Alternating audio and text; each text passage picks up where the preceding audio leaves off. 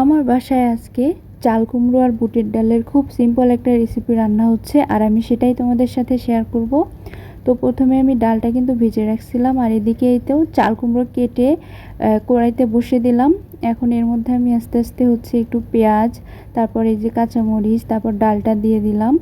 আর সাথে হচ্ছে একটু আদা বাটা, রসুন বাটা, জিরা বাটা, দারচিনি, তেজপাতা, মানে সব ধরনের মশলাই মোটামুটি লাগবে।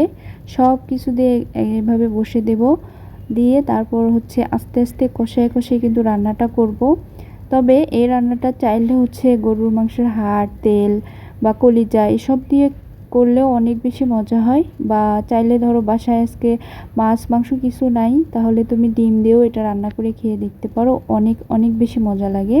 তো আজকে কিন্তু আমি এমনি এমনি রান্না করব, এটা এমনি এমনি রান্না করলেও অনেক বেশি মজা হয়, কোনো মাছ বা ডিম মাংস কিচ্ছু লাগে না।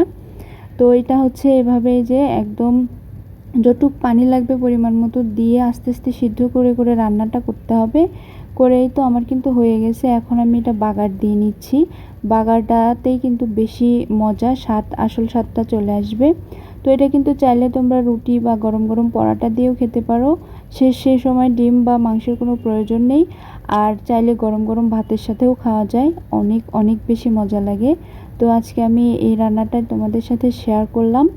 আমার রান্না দেখে যদি ভালো লাগে, বাসায় রান্না করে খেয়ে দেখতে পারো, অনেক অনেক বেশি মজা হয়, সত্যি বলতেছি।